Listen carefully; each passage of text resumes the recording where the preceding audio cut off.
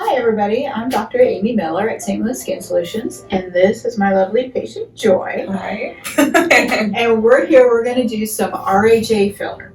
Now RHA stands for Resilient Hyaluronic Acid.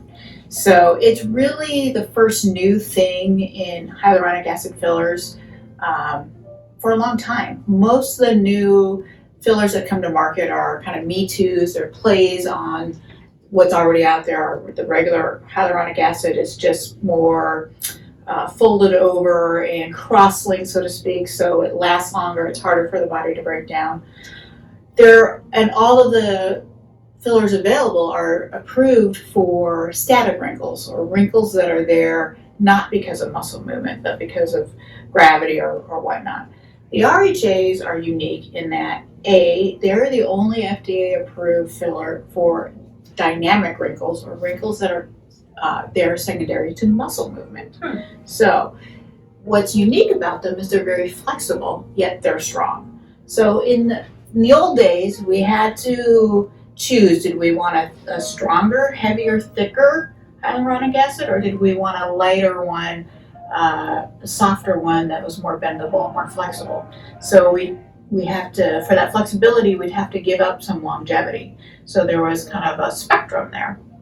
But with the RHA, we get both. We get the strength, but we get the flexibility at the same time. So we don't have to give anything up, which is why I was excited to bring it on board.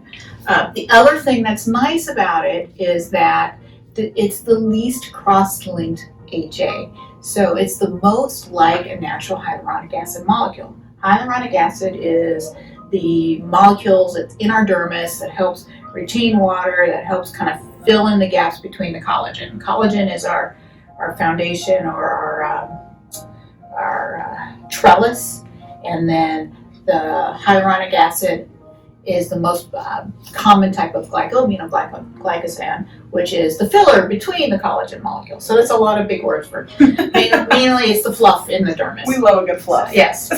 So the nice thing with the least amount of cross-linking is that the body recognizes it as an HA and doesn't tend to want to attack it and break it down like a foreign body. So some of these HAs that are so cross-linked to last a long time can cause an immune response and can cause actually a quicker breakdown. So anyways, so on Joy here, we're going to use our resilient hyaluronic acids to do a little more chin and to square and straighten the jawline a little bit. So Joy wants to lengthen the chin a little bit, not so much anterior projection, but more down, and that will help with the jawline. And so I think I'll start with the chin and then we can work our way back.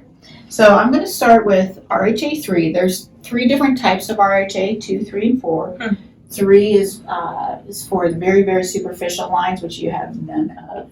Thanks to Dr. Miller. 4 is for the deep, heavy, deep lines, which you don't have either. Okay. And 3 is kind of in between. So I'm going to start with 3 because it'll give us a little bit of the projection, but it's not going to be too heavy. Okay. Okay. Love it. All right. So Gwen's going to clean you off. This is a HIPAA cleanse. She does have some numbing cream on right now. All right. So first injection, we're going to go midline. 1, 2, 3.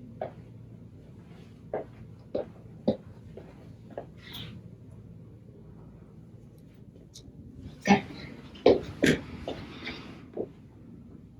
Okay, what do you think? Perfect.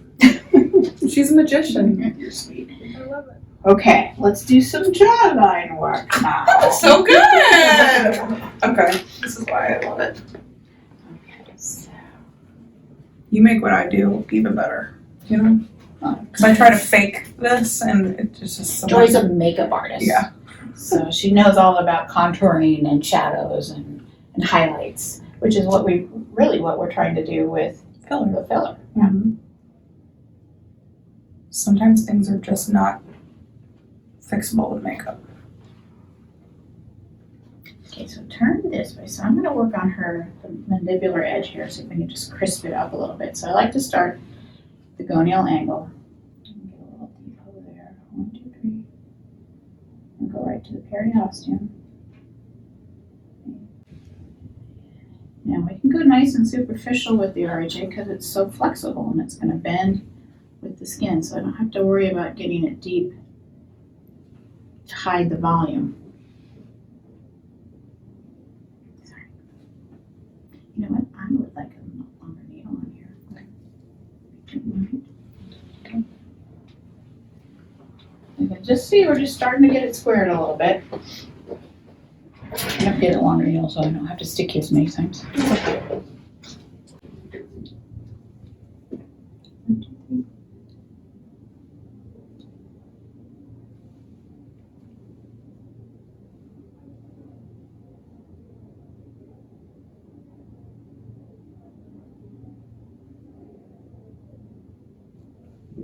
Nice. Okay, so that was one syringe. Put a little bit here. Come forward again.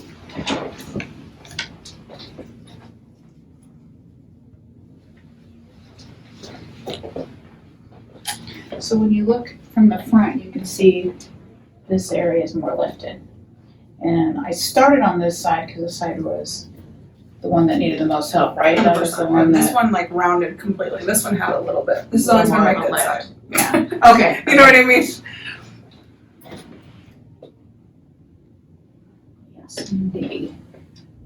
Okay, now we're going to compare sides. So there's the side we did. Compare, turn the other way, Joy. For the side we didn't do. So you can see it, so just go back. Go that way again. Just a little more crisp, defined, lifted. Okay, all right. Abuse the other side. Oh man. How you doing? Good. It's painless. Now we're going to do the same thing on this side. This side was naturally a little more lifted to begin with, so we won't need as much product on this side. Nobody is exactly symmetrical. Everybody's a little different. The two halves of the face, when they come together, when you develop in utero, come together. And so we like to think of them as siblings, not twins. So don't be worried if you're asymmetric. It'd look weird if you were completely symmetric. It'd be unnatural. So we're going to go back to hergonial angle, back here, start. I'm going to be turned this way again. And it's very common in a lot of women to get a little volume loss here in front of the ear behind that masseter muscle. So we're going to kind of refill that and redefine that. So let's go down to the periosteum, 1, 2, 3. Make my little pillar.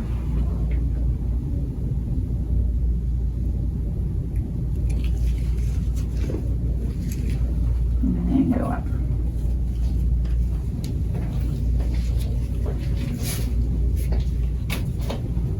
And once again, with most of the other HAs, I'd have to stay very deep here and be along the periosteum, which is painful, for one.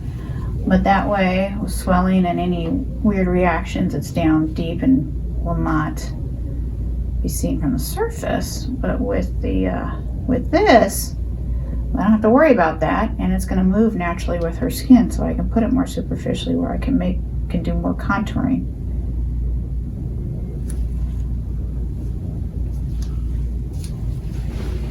You can see it blends really nicely, and we've just kind of filled that volume depletion there. Now I'm going to go along this way. How you doing? Good. Okay.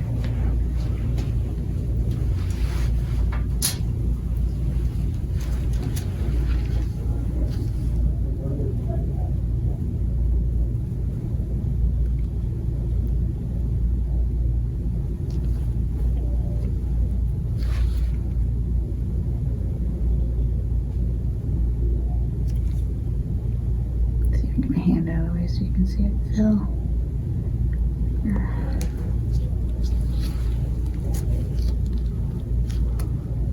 And 1, 2, 3.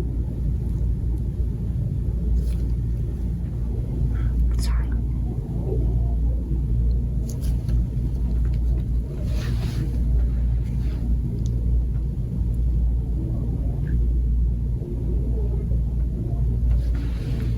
So now now we're done with Joy. We did 3 syringes of RHA 3, put some here, the base of her chin, and then along the jawline to help define and strengthen the jawline and to give her a little bit of a lift. So 3 syringes sounds like a lot, but it's really not. It takes 5 syringes to fill a teaspoon. So we did 3/5 of a teaspoon of filler. So when you think about that volume, that's not very much at all. So don't be afraid to use a syringe or 2 or 3 or 4. The more the better, in my opinion. But 3 may sound like a lot, but it's really a drop in the bucket. So if you take a look from her from the front, you can see the chin looks just a little more pointed. Well, accentuating that heart shape to the face. We always want the triangle of youth. We want the width of the face to be at the eyes and the upper cheeks, and we want it to narrow down. So putting a little point there at the chin helps accentuate that. And then we just define the jawline a little bit, put some in the pre-jalous sulcus, post-jalous sulcus, and the gonial angle of the jaw.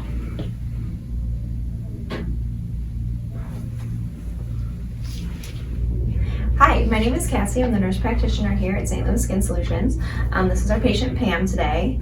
As Dr. Miller previously explained, we have RHA 2, 3, and 4, and today we'll be doing RHA 4 in Pam's cheeks. RHA 4 is great for it's known as a dynamic filler, so it's going to give a nice lift, but it's going to keep natural, flexible, and really enhance her cheekbones. Yay!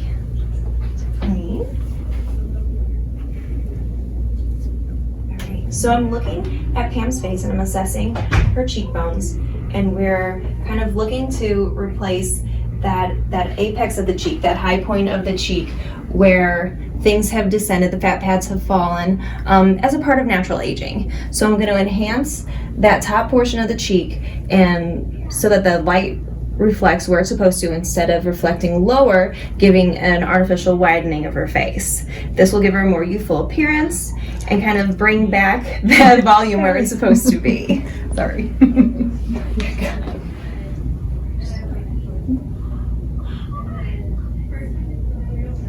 How are you doing? Good.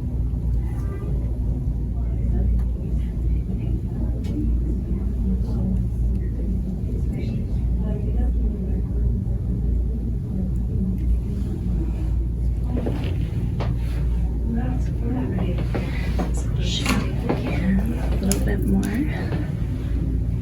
Oh yeah.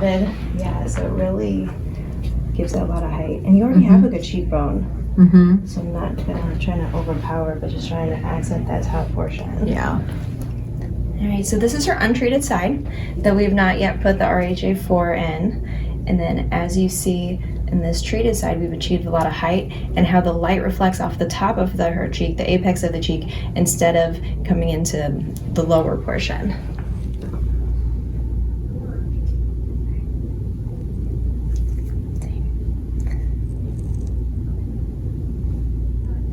Okay, so we've completed. We've done a syringe on each side, so 2 total of the RHA 4. And as you can see, we didn't have to address anything medial on her. Adding this volume here pulled everything up, and you see there's no longer a flattening of the apple of the cheek, so I didn't have to add any volume. So we have this streamline thinning effect, and we have lifting to her jowl area as well. Everything got pulled up, tightened. The nasolabial folds are far less prominent, if really anything. Mm-hmm. And so this was just 2 syringes of product, achieved all this different areas and improved the overall entirety of her face.